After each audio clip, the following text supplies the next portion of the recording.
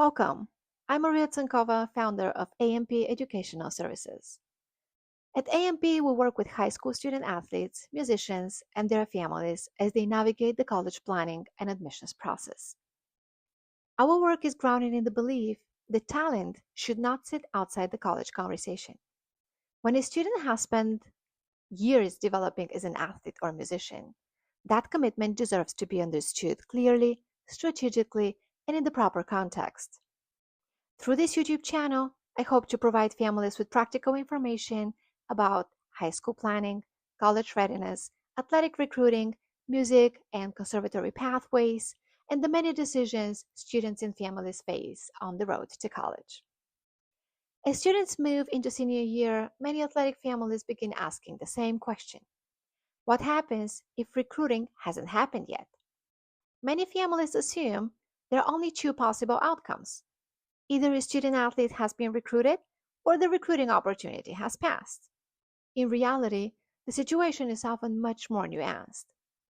One reason for this misconception is that families often assume every sport follows the same recruiting timeline.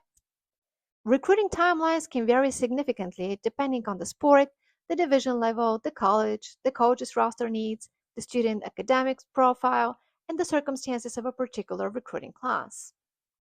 Some athletes receive significant recruiting interest well before senior year. Others continue conversations with coaches much later in the process. As a result, many student athletes begin senior year still communicating with coaches and exploring athletic opportunities while simultaneously preparing for the traditional college admissions process. One important point for families to understand is that recruiting and admission are related, but they are not the same thing.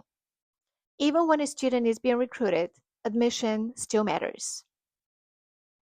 Coaches may provide support, influence, or advocacy, but students generally still need to meet the institution's academic expectations and complete the admissions process. A coach may believe a student is a strong athletic fit for the program, while the institution has academic expectations that are more difficult to meet. Understanding this distinction helps families make better decisions as they evaluate their options. A lack of recruiting traction at the beginning of senior year does not automatically mean recruiting opportunities are over. However, it does mean families should begin preparing for multiple possible outcomes. At this stage, relying exclusively on recruiting can create unnecessary risk. Students should make sure they're building a college list that works under multiple scenarios. Students should consider academic fit, campus environment, intended major, location, cost, and overall college fit. For some students, recruiting opportunities may still remain part of the conversation. For others, athletics may continue through walk-on opportunities, club sports, or intramural competition after enrollment. The important point is that a student's relationship with their sport does not necessarily end simply because formal recruitment did not occur. One of the biggest mistakes families make is focusing entirely on recruiting while postponing important admissions decisions. Application deadlines continue moving forward even if recruiting conversations remain uncertain. Students still need strong essays, a thoughtful activities section, a balanced college list, and a clear understanding of academic and financial fit, whether or not a coach ultimately supports the application. As senior year progresses, the conversation often begins to change. Instead of asking only, how do we get recruited? Families start asking a different question. What are the best college options available under different possible outcomes?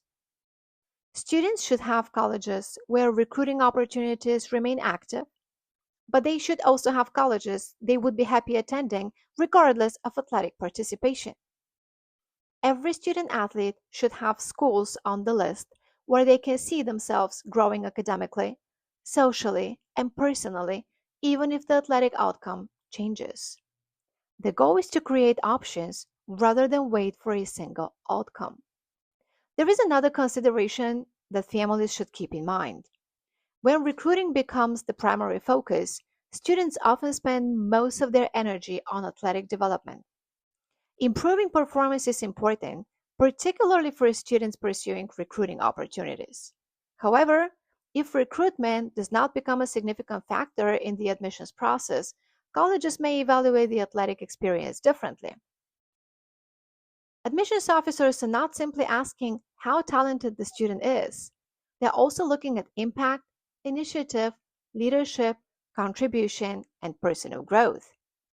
This does not mean every athlete needs to start new activities or build an extensive resume, but it does mean families should think beyond athletic performance alone. For many students, some of the strongest application themes emerge not only from what they achieved in their sport, but also from how they use that experience to lead, mentor, teach, organize, serve, or contribute to others.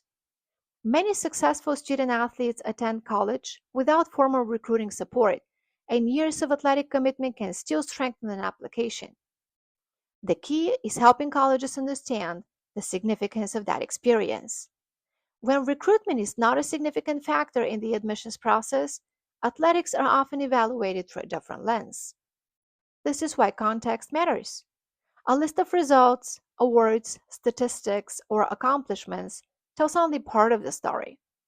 The application should also help the reader understand the dedication, discipline, leadership, resilience, and long term commitment behind those achievements.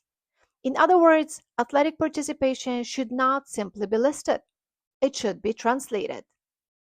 For a non recruited athlete, the application needs to help the reader understand three things. First, what did the student actually do? Second, why was it meaningful? And third, what does this commitment reveal about the student's character, priorities, discipline, and potential contribution to a college community? This is where strategy matters. A strong athletic background can become much less effective if it's scattered across vague activity descriptions, unexplained awards, or essays that do not connect the activity to the student's larger story. At the same time, families should avoid overstating the role of athletics when there is no formal recruiting support. There is a difference between saying, my student is being recruited, and saying, my student's athletic commitment is an important part of the application. Both can matter, but they are not the same pathway. Clarity helps families make better decisions and avoid building an application strategy around assumptions that may not be true. For students entering senior year without a clear recruiting outcome, I usually encourage families to ask several practical questions. Which coaches are still actively communicating? Is there a realistic roster opportunity? Are there application deadlines that cannot be missed while recruiting remains uncertain? Does the student have a balanced college list beyond athletic possibilities? These questions can feel uncomfortable, but they are necessary. Senior year is not the time to depend on hope alone. It is the time to create structure. For some families, this means continuing coach outreach while also finalizing applications. For others, it means rebalancing the college list. For others, it means shifting from a recruiting center strategy to an admission center strategy that still honors the student's athletic background. Recruiting may still become part of the student's college pathway, but regardless of what happens with recruiting, every student should have a thoughtful admission strategy built around academic fit, personal fit, and long term goals. The most important message I want families to hear is this: if your student athlete is entering senior year and has not been formally recruited, do not panic, but also do not wait passively. This is the moment to get organized, clarify the student's options, understand the difference between recruiting and admissions, and make sure the student's athletic experience is presented with the context it deserves. Athletics can still be a meaningful part of the college application. The key is making sure that commitment is clear, credible, and connected to the student's larger story. Thank you for joining me today. This content is intended for educational purposes only and should not be considered individualized college admissions advice. Admissions policies and recruiting practices vary by institutions, and may change over time.